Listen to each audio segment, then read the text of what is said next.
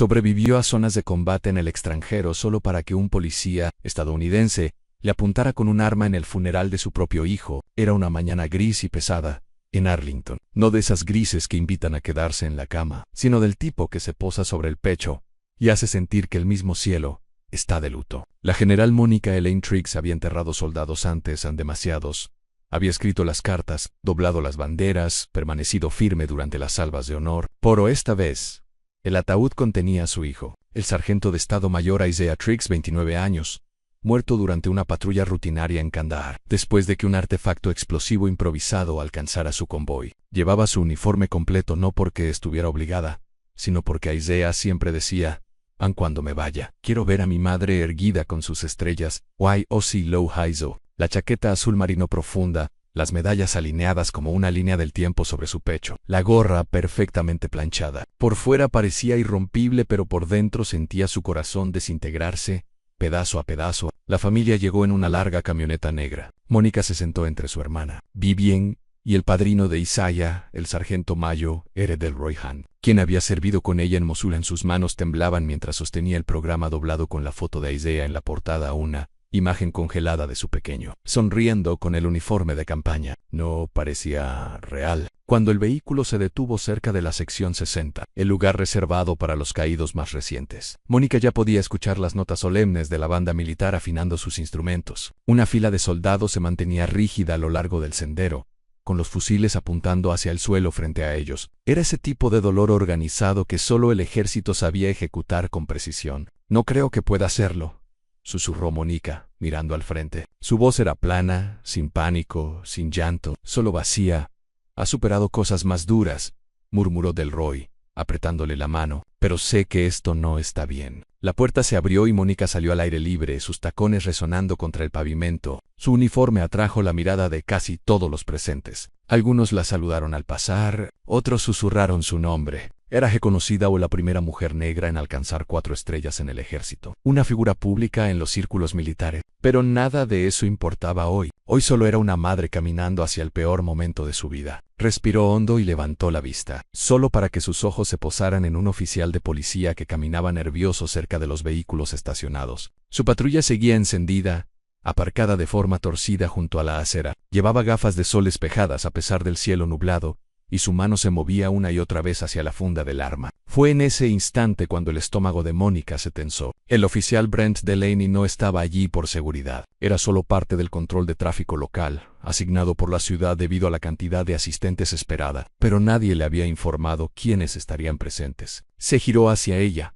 con las cejas fruncidas bajo el borde de las gafas. Ladró de repente. Señora, ¿puedo ver una identificación? Mónica parpadeó. Se detuvo, pensando que quizá le hablaba a otra persona. Le estoy hablando a usted, señora, repitió, esta vez más alto, avanzando hacia ella, con la mano ya apoyada completamente sobre su arma. Soy la general Mónica Triggs, respondió con calma, levantando lentamente la mano hacia el bolsillo de su abrigo. Estoy aquí por el funeral de mi hijo. Esa es mi familia, justo allí. Le he dicho que se detenga ahí mismo, gritó Delaney, y esta vez sacó el arma de la funda. Se escucharon gritos ahogados alrededor. Uninech. Mónica se quedó inmóvil, ambas manos levantadas en el aire. No estoy armada, dijo despacio, manteniendo la voz firme. Este es mi uniforme de gala. Está cometiendo un error. Pero Delaney no se movió. Su arma apuntaba directo a su pecho. Su dedo estaba sobre el gatillo, y el funeral se detuvo por completo. Aunque lo peor aún no había llegado, porque nadie podía creer lo que dijo a continuación. Al suelo, ordenó el oficial Brent Delaney. La general Mónica Triggs no se movió, no se estremeció, pero por dentro su mente gritaba. Llevaba más de 30 años entrenando soldados para sobrevivir a amenazas como esa. Pero en todas sus misiones, en todas sus batallas, nunca imaginó que estaría al otro lado de un arma cargada en el funeral de su propio hijo. No estoy armada, repitió, esta vez con voz más fuerte. Soy general del ejército de los Estados Unidos. Está apuntando un arma contra una madre en el peor día de su vida. No me importa qué tipo de disfraz lleve puesto, espetó Delaney. Le he dicho que se tire al suelo antes de que la derribe. Delroy, el padrino de Isaiah, dio un paso al frente con rapidez. Señor, esa es la general Mónica Triggs. Está a punto de cometer el peor error de su vida. Vaya lama, atrás, gritó Delaney girando el arma hacia Delroy. Varios asistentes soltaron exclamaciones ahogadas. Un soldado del destacamento de honor dio un paso al frente, pero un oficial superior le hizo una seña para que se quedara quieto. Nadie quería empeorar la situación, pero nadie podía creer lo que estaban viendo. El arma no solo había sido desenfundada, estaba firme. Delaney estaba listo. Vivian, la hermana de Mónica, lloraba ya. «Esto no puede estar pasando», susurró. «Mónica, no te muevas. Por favor, no te muevas». Mónica permaneció inmóvil, las manos aún en alto. Su corazón golpeaba con fuerza, pero su voz seguía serena. «Oficial, voy a abrir el bolsillo de mi abrigo y sacar lentamente mi identificación militar. Si se mueve, disparo», respondió sin vacilar. Un suave murmullo de pasos se escuchó alrededor. Los dolientes retiraban a los niños. Murmuraban entre ellos. Dos mujeres que habían servido con Mónica ya estaban grabando con sus teléfonos. Entonces, uno de los soldados de la Guardia de Honor habló. «Por radio, necesitamos un supervisor inmediato en la sección 60, un oficial armado, amenazando a una civil. Posible perfil racial. Is urgent». Pero esa ayuda aún no llegaba. Delaney seguía con el arma apuntando a Mónica. «Gírese», gruñó, de rodillas, manos en la cabeza. Mónica cerró los ojos por medio segundo. Había enfrentado fuego real, había caminado entre zonas bombardeadas, había perdido amigos, soldados, y ahora a su único hijo. Pero esto era el momento que casi la quebró. Aún así, bajó lentamente hasta el suelo, no porque tuviera miedo, ni porque se sintiera culpable, sino porque lo último que quería era que alguien más resultara herido. Desde la multitud, un veterano mayor en silla de ruedas gritó: «¿Qué demonios le pasa?» Esa es la General Triggs». Delaney no respondió. Anne estaba encerrado en su propio mundo, con la mirada fija y el pensamiento reducido a un túnel. Su labio se curvó, su mano no temblaba. «Alguien detenga a ese hombre», gritó una voz entre la multitud. Pero Mónica levantó apenas una mano, lo suficiente para indicar que no quería que aquello se convirtiera en una masacre. Fue entonces cuando otra oficial apareció corriendo por la carretera. La teniente Serena Keogh, que había estado coordinando el tráfico cerca de la entrada, vio la escena desde unos 40 metros y corrió a toda velocidad hacia ellos. «Delaney, enfunde su arma ahora mismo», gritó Anne Delaney. No se movió. «He dicho que la enfunde». Esa es la General Triggs». Keogh estaba casi frente a él, pero él seguía sin bajar el arma. Entonces Keogh empujó su brazo hacia arriba con ambas manos y le arrancó el arma, que cayó al pavimento con un sonido metálico. Delaney retrocedió, tambaleante, confundido, alterado, y trató de alcanzarla de nuevo. Keogh le agarró el brazo y se lo torció por detrás de la espalda. Se acabó», dijo entre dientes. Dos oficiales cercanos la ayudaron a inmovilizarlo, arrastrándolo finalmente hacia un costado. Mónica seguía de rodillas, ambas manos sobre la cabeza. Alguien corrió hacia ella, la sargentu,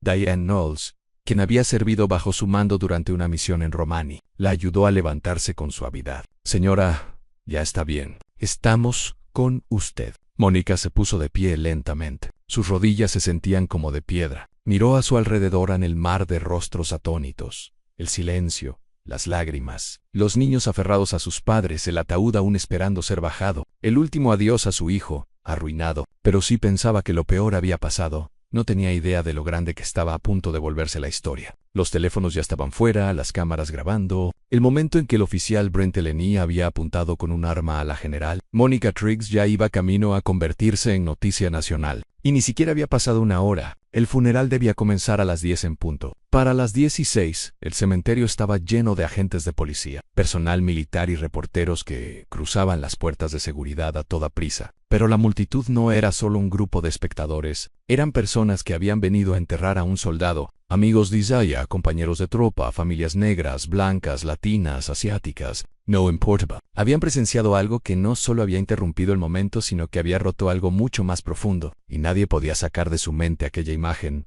una madre con uniforme, arrodillada en el suelo, mientras un oficial de policía le apuntaba con un arma cargada al rostro. Llevaron a Mónica a una carpa cercana para darle privacidad. Sus manos temblaban mientras intentaba quitarse la gorra. No pedaletes and no. Su cuerpo seguía atrapado en modo supervivencia. Delroy permaneció a su lado todo el tiempo, en silencio. Había visto combate, había visto la muerte, pero esto parecía que ni siquiera podía respirar. Fuera de la carpa, la sargento Knowles discutía con dos oficiales del departamento de policía de Arlington. Él no debería haber estado aquí solo. No tenía idea de con quién estaba tratando. «No estaba asignado al perímetro interior», respondió uno de los oficiales.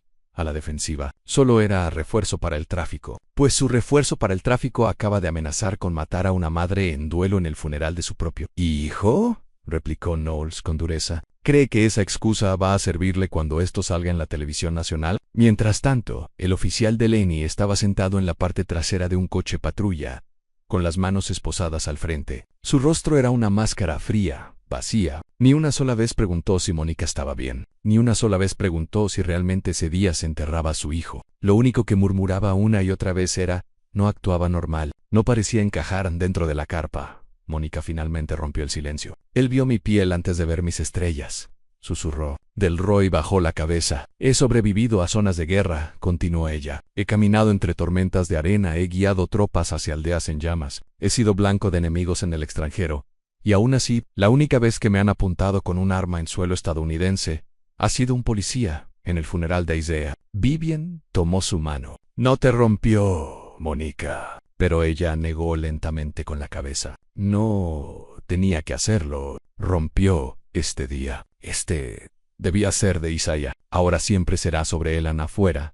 La gente comenzaba a reunirse alrededor de los oficiales. Una joven llamada Brandy, que había servido con Isaiah en Alemania, ya transmitía en directo. Esto es lo que enfrentamos, decía. Puedes ser una general, una madre con uniforme en el funeral de tu propio hijo, y aún así te miran como si fueras una amenaza, como si no pertenecieras. Vi a ese hombre sacar un arma contra alguien de quien obedecería órdenes sin dudarlo. Ella no era peligrosa. Estaba de luto. En menos de una hora, la transmisión en vivo alcanzó los 2.3 millones de visualizaciones. A la hora del almuerzo, una docena de medios nacionales ya solicitaban declaraciones del Departamento de Defensa, del Departamento de Policía de Arlington y de la propia Mónica, pero Mónica no estaba lista para hablar. El funeral se reanudó casi 2 horas después, sin discursos, sin toque de silencio, sin salvas de honor, solo un entierro silencioso. Solo dolor en el ataúd. Isaiah fue bajado a la tierra en silencio. Mónica colocó su mano suavemente sobre la madera pulida y susurró algo que solo ella y su hijo sabrían. Luego se puso de pie y se alejó. Los reporteros la esperaban junto a la verja, pero no se detuvo. El ejército no te entrena para llorar en público. Te entrena para avanzar, para seguir, incluso cuando arde, incluso cuando el corazón se siente lleno de vidrios rotos. Pero ese silencio no duraría mucho, porque el mundo estaba a punto de estallar a las 3 de la tarde. El nombre de la General Triggs era tendencia en todas las grandes ciudades del país. Justicia para la General Triggs. Ella sirvió en... Honrémosla. Los clips del funeral habían inundado las redes sociales como una ola gigante. Uno, grabado por un adolescente desde el estacionamiento, mostraba todo el enfrentamiento, tembloroso pero innegable en sus detalles. Mónica, con las manos en alto, el arma apuntándole a centímetros del pecho, y una voz gritando, he dicho que al suelo. No había forma de discutirlo. No se podía disfrazar. Y la gente no quería explicaciones suaves. Quería respuestas. La primera declaración pública vino del Departamento de Policía de Arlington, publicada sobre un fondo blanco y aséptico en su página oficial. Somos conscientes de un incidente que involucra a uno de nuestros oficiales en el Cementerio Nacional de Arlington. Se ha iniciado una investigación. El oficial en cuestión ha sido puesto en licencia administrativa mientras se realiza la revisión. As of you to do. Sin disculpas, sin reconocimiento de quién era Mónica, y mucho menos mención de que le habían apuntado con un arma al rostro a una madre de luto en uniforme. El comunicado se volvió en su contra al instante. En cuestión de minutos, figuras públicas comenzaron a criticarlo ferozmente. El senador Lyle Bowers publicó en una general de 4 estrellas, asistiendo al funeral de su hijo, fue encañonada estando en pleno uniforme. ¿Y ustedes lo llaman un incidente? Eso no es solo una falta de respeto, es una vergüenza. La general retirada Teresa Randall, una de las compañeras más cercanas de Mónica, habló en vivo esa noche en CNN. Su voz se quebraba mientras decía on train con Mónica. Hicimos 2 misiones juntas. Ella es la razón por la que seguí en el servicio. Y ahora tengo que sentarme aquí y explicarle al pueblo estadounidense que una de las nuestras fue tratada como una criminal frente al ataúd de su hijo. Eso es lo que es esto. No ease on error. Es un reflejo. Al caer la noche, un grupo de manifestantes se reunió frente al edificio del Departamento de Policía de Arlington. No arrojaban nada. Solo permanecían en silencio, muchos con uniforme, sosteniendo carteles con un solo mensaje. Ella sirvió. El seco Anarma Mónica aún no había hablado públicamente. Permanecía en casa de su hermana en el condado de Prince George, lejos de las luces y los micrófonos. Pero eso no impidió que la gente se acercara. Colgaron pancartas en la cerca frente a su casa. Llegaban cartas de todos los estados. Una, enviada por una madre de Estrella Dorada en Kansas, decía: yo también enterré a mi hijo. No puedo imaginar lo que sería que me hicieran sentir una amenaza en ese día. Lamento que el uniforme no te haya protegido como debía hacerlo. Vivian seguía llevando las cartas al interior en cajas de zapatos. Para el tercer día ya no quedaba espacio en Delroy. Se mantenía cerca. Apenas hablaba, pero se aseguraba de que Mónica comiera y que descansara, aunque el sueño no llegara. Al cuarto día, Mónica finalmente habló, no frente a una cámara, no ante un periodista, sino ante un grupo de familias militares reunidas en privado en Washington, D.C. No había prensa, no había focos, pero alguien grabó el momento de todos modos. No lloré cuando él murió, dijo Mónica en voz baja. No lloré cuando recibí la llamada del Pentágono. Ni siquiera lloré en el aeropuerto, cuando me entregaron sus restos. Pero lloré cuando ese oficial me apuntó con un arma. No porque temiera por mi vida, sino porque entendí que el uniforme al que le había dado todo no me protegía de ser vista como una amenaza seclip. Esas palabras exactas golpearon con más fuerza que cualquier comunicado redactado por un abogado. Eran crudas, reales, humanas, y encendieron un fuego que la ciudad no pudo apagar. Abogados de derechos civiles exigieron acción. El Departamento de Justicia abrió una investigación federal. El gobernador de Maryland emitió un comunicado calificando el incidente como una grotesca traición al servicio público y a la decencia. Mientras tanto, el oficial Brent Delaney seguía en silencio. Su sindicato se negó a comentar. Su abogado dio entrevistas, pero el público ya había dejado de esperar, y el juicio estaba a punto de convertirse en el espectáculo principal del país en la sala. 6 bytes del Tribunal de Distrito de los Estados Unidos en Alexandria estaba llena hasta las paredes. Habían pasado 6 meses desde el funeral. La prensa hacía fila desde las 5 de la mañana. Personal militar asistió con uniformes de gala. Veteranos llenaban filas enteras.